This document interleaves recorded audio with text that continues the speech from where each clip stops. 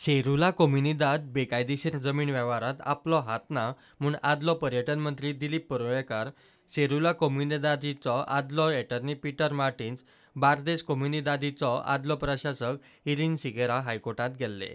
तिनूय याचिका एकेच तरेच्यो.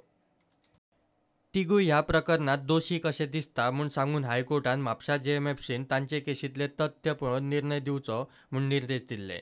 हायकोर्टान परुळेकार, मार्टिन्स आनी सिकेराक 8 ऑगस्टाक म्हापसा जेएमएफसी कोर्टात हाजीर रावंक सांगल्यात. हायकोर्ट म्हणटा तिगूय दोशी, मात क्रायम ब्रांच आपल्या मताचेर ठाम. हे केशींत क्रायम ब्रांचीक कसलोच गुन्यांव जाला असो खंय दिसना. सीआरपीसीच्या कलम 173 खाला सी समरी म्हूण क्लोजर रिपोर्ट घेवचो म्हूण फुडले सुनावणेक क्रायम ब्रांच जेएमएफसी म्हापसा कोर्टाक सांगतलो.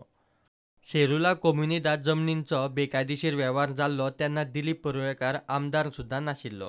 ते खातीर ह्या प्रकरणात ताचो हात आसूंक शकना म्हूण ताचे आड चार्जशीट फायल करूंक ना म्हूण एक सिनियर पुलीस ऑफिसर प्रुडंटाक सांगता. तात्पर्य: जेएमएफसी कोर्टात ट्रायल सुरू जावचे पयलींच त्रिकूट निर्दोश. प्रुडंटा खातीर सिनियर रिपोर्टर मुकेश कुमार.